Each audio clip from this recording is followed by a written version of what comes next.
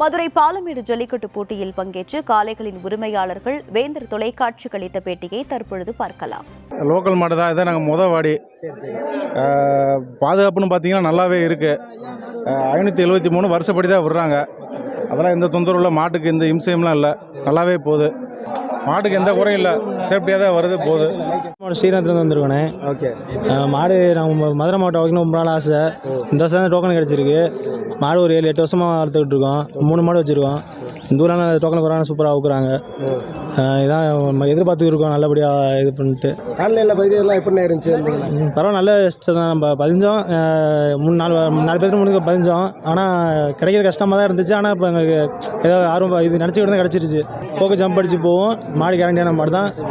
எங்கேயுமே புடி மாடு கிடையாது. கேரண்டியாக போனாங்க. பாதுகாப்பு ஏற்பாடுலாம் எப்படி பண்ணியிருக்காங்க? நல்லா பண்ணியிருக்காங்க. மாட்டுகளுக்கு எந்த நிமிஷம் இல்லை. எல்லாமே நல்லா பண்ணியிருக்காங்க. இந்த வட்டம் பெறவாடிலாம் சூப்பராக அருமையாக இருக்குது. அதில் எந்த குறையும் இல்லை. ஆனால் என்ன ஒன்று, ஒரே ஒரு குறை, மாடு வளர்க்குறனால எனக்கு வர ஆர்வம். அதனால் வந்தேன். இது முதல் வாடி. மதுரையில் நான் அடைக்கணும்னு ஆசை. அதனால் இதுதான் ஆசைனால நான் வந்திருக்கேன். எனக்கு டோக்கனே கிடைக்கல. இந்த வருஷம்தான் வருஷம் கிடச்சிருக்கு. நான் 7 வருஷமாக மாடு வளர்த்துட்ருக்கேன். அதனால் இது ரொம்ப சந்தோஷமாக இருக்குது. இங்கே லைன் பிரகாரம் விட்றாங்க. பொறுமையாகவும் மாடு எந்த ஒரு இதுவும் இல்லாமல் நல்லா வந்துட்டுருக்கு. அசதி இல்லாமல் எதுவும் இல்லாமல் ஒரு பக்கம் எல்லாம் இது பண்ணுறாங்க.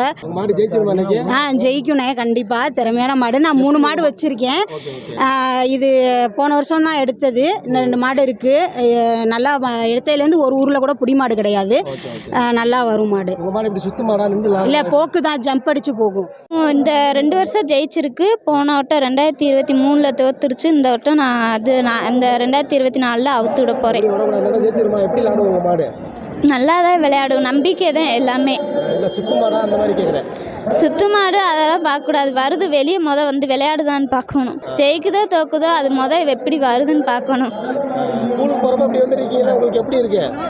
ஸ்கூலுக்கு போகிற பெருமையாக தான் இருக்குது. மாடு வளர்க்குறது, ஒரு பொம்பளை பிள்ளை வளர்க்குறது, அது ஒரு பெருமையாக தான் இருக்குது.